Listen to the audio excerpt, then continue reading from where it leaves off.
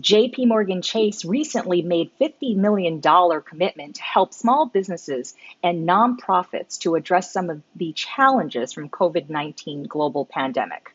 Here to talk about the aid is Janice Boutler, president of JPMorgan Chase Foundation. Janice, your firm allocated $8 million to help small businesses. Please explain how it will work. Sure. So we work with a number of partners in cities across the country and in cities around the globe that provide flexible capital to small businesses. We are getting $8 million into their hands as quickly as possible so that they can make no or low interest loans to small businesses. We also recognize in a dynamic environment, there are a lot of new regulations, like how do you implement paid sick leave if you haven't had to do that before? So we'll make sure that there are some technical advisors available to support small businesses trying to adapt to a new environment. Do you think our government is doing enough to help small businesses?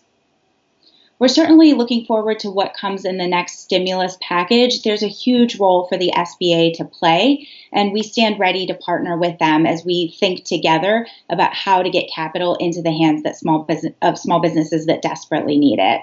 We know from our own research that small businesses have on average just 14 days of liquidity. So moving as quickly as possible is paramount.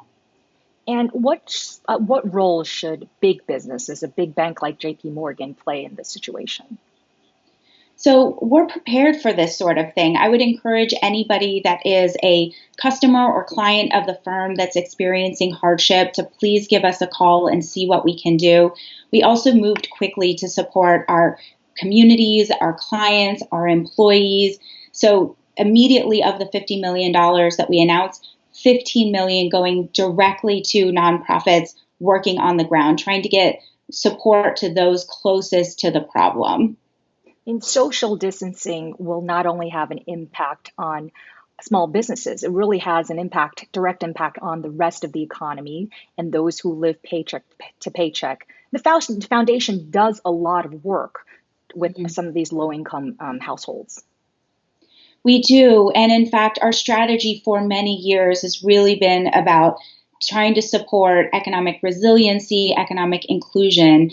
And we're heartbroken about the impact of COVID-19 on communities that we've worked really hard in a period of unprecedented economic growth to make sure that they're well positioned to share in that prosperity. And now we know that those same families are going to be impacted the hardest. So we're moving quickly to try to make sure they have the resources that they need.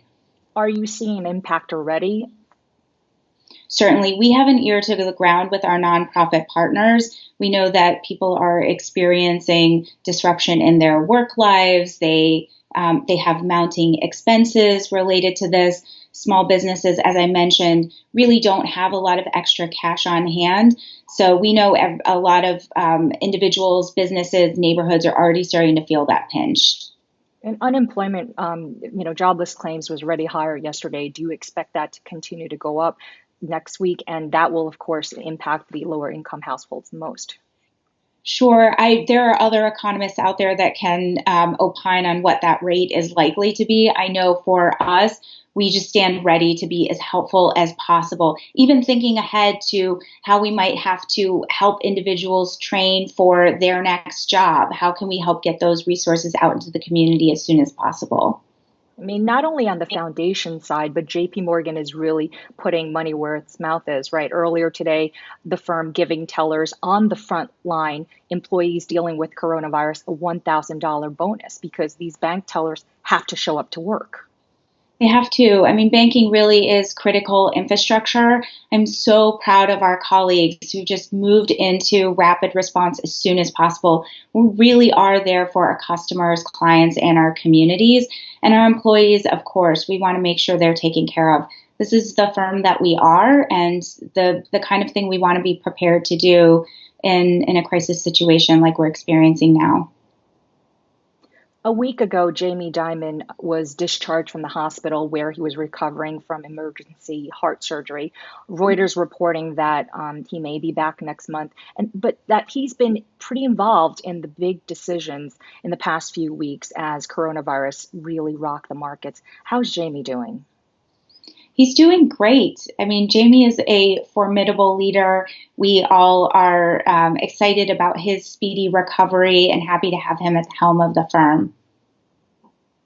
We wish Jamie a speedy recovery. Janice Bowdler, president of JPMorgan Chase Foundation, thank you so much for joining Yahoo Finance. Thank you for having me. Hey investors, Zach Guzman here. Are you interested in learning more about the markets and getting the latest financial news? Well, then click right here to subscribe to our Yahoo Finance YouTube channel.